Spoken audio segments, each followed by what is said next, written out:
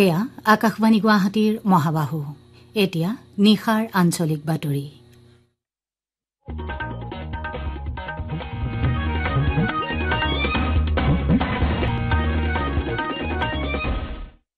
এয়া আকাশবাণী গুৱাহাটী নিশাৰ আঞ্চলিক বাতৰিৰ সৈতে মই পুলক গগৈ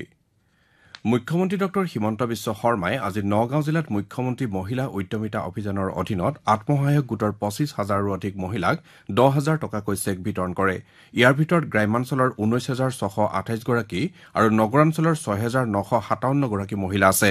এই উপলক্ষে নগাঁও চহৰৰ নেহেৰুবালিত এখন জনসভাত ভাষণ দি মুখ্যমন্ত্ৰীয়ে কয় যে প্ৰথম পৰ্যায়ত প্ৰদান কৰা এই মূলধনে ৰাজ্যখনত মহিলা নেতৃত্বাধীন বিকাশৰ পথ প্ৰশস্ত কৰিব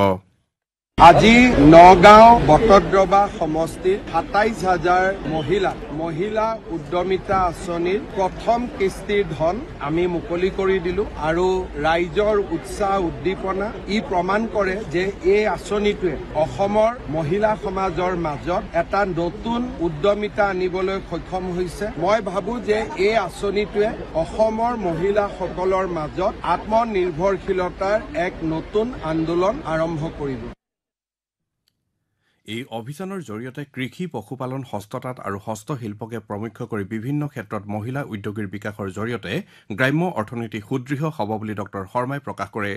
তেওঁ বীৰাংগনা মূলা গাভৰু আৰু শ্বহীদ কনকলতাৰ দেশপ্ৰেমে প্ৰত্যেককে অনুপ্ৰাণিত কৰাৰ দৰে অসমৰ আত্মনিৰ্ভৰশীল অৰ্থনীতিৰ ক্ষেত্ৰত বৰ্তমানৰ নাৰী শক্তিও শক্তিশালী উদাহৰণ হ'ব পাৰে বুলি উল্লেখ কৰে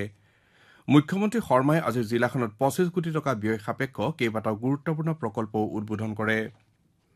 শিক্ষামন্ত্ৰী ডঃ ৰণোজ পেগুৱে আজি মৰিগাঁও জিলাৰ জাগিৰোডৰ ডাবৰঘাট প্ৰাথমিক বিদ্যালয়ত তিৱা ভাষাক শিক্ষাৰ মাধ্যম হিচাপে আনুষ্ঠানিকভাৱে শুভাৰম্ভ কৰে তেওঁ লগতে তিৱা ভাষাৰ পাঠ্যপুথিসমূহো উন্মোচন কৰে ৰাষ্ট্ৰীয় শিক্ষানীতি ২০২০ৰ অধীনত প্ৰাথমিক বিদ্যালয়সমূহত বিভিন্ন ভাষাত শিক্ষা প্ৰদানৰ ব্যৱস্থা কৰা হৈছে এই অনুসৰি প্ৰাৰম্ভিক পৰ্যায়ত ৰাজ্যৰ ২৬খন প্ৰাথমিক বিদ্যালয়ত তিৱা ভাষাৰ শিক্ষা আৰম্ভ হ'ব কিছুসংখ্যক বিদ্যালয়ত ইতিমধ্যে তিৱা ভাষাৰ শিক্ষক নিযুক্তি দিয়া হৈছে বাকী থকা বিদ্যালয়সমূহতো পৰ্যায়ক্ৰমে ভাষা শিক্ষক নিযুক্তি দিয়া হ'ব বুলি শিক্ষামন্ত্ৰীগৰাকীয়ে প্ৰকাশ কৰে অসম চৰকাৰে ৰাজ্যৰ ২২৬টা সমষ্টিক সামৰি ৰূপায়ণ কৰা শুশ্ৰূষা সেতু শীৰ্ষক বৃহৎ স্বাস্থ্য শিবিৰ কাৰ্যসূচীৰ অধীনত আজিও বিভিন্ন জিলাত শিবিৰ মুকলি কৰা হয় গোলাঘাট জিলাৰ ডেৰগাঁও উচ্চতৰ মাধ্যমিক বিদ্যালয়ৰ চৌহদত ডেৰগাঁও বিধানসভা সমষ্টিভিত্তিক স্বাস্থ্য শিবিৰ সম্পন্ন হয় সমষ্টিটোৰ বিধায়ক ভৱেন্দ্ৰনাথ ভৰালীয়ে এই স্বাস্থ্য শিবিৰ মুকলি কৰে শোণিতপুৰ জিলাৰ ৰঙাপাৰা উচ্চতৰ মাধ্যমিক বিদ্যালয়ত অনুষ্ঠিত কাৰ্যসূচীত স্থানীয় বিধায়ক কৃষ্ণ কমল তাঁতী জিলা আয়ুক্ত আনন্দ কুমাৰ দাস উপস্থিত থাকে এই শিবিৰত ২৭১৪ গৰাকী ৰোগীয়ে নাম পঞ্জীয়ন কৰিছে ডিব্ৰুগড় জিলাৰ মৰাণ ফটিকাছোৱা অভয়পুৰীয়া মজলীয়া বিদ্যালয়ৰ সোণালী জয়ন্তী সমাৰোহ আজিৰে পৰা দুদিনীয়া কাৰ্যসূচীৰে অনুষ্ঠিত হৈছে এই উপলক্ষে স্থানীয় বিধায়ক তথা মন্ত্ৰী বিমল বৰাই বিদ্যালয়খনৰ নৱনিৰ্মিত স্থায়ী বেৰ উদ্বোধন কৰে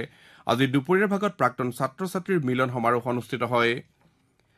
মৰিগাঁও জিলাৰ আৰক্ষী অধীক্ষক দৰং জিলালৈ বদলি হোৱাৰ পৰিপ্ৰেক্ষিতত আজি জিলা আয়ুক্তৰ কাৰ্যালয়ত জিলা প্ৰশাসনৰ উদ্যোগত তেওঁক বিদায় সম্বৰ্ধনা জনোৱা হয় জিলা আয়ুক্ত অনামিকা তিৱাৰীৰ লগতে জিলাখনৰ বিভিন্ন বিভাগৰ বিষয়া কৰ্মচাৰীসকলে তেওঁক সম্বৰ্ধনা জ্ঞাপন কৰে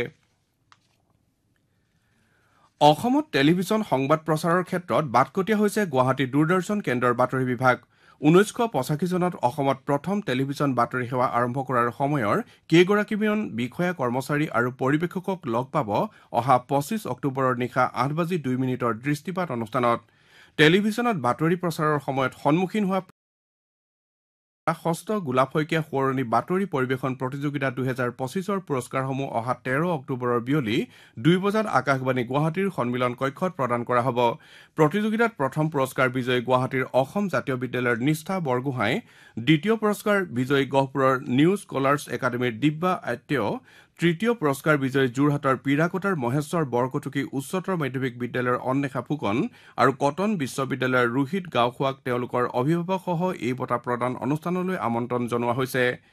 আমন্ত্ৰণ পত্ৰ ইতিমধ্যে হোৱাটছএপ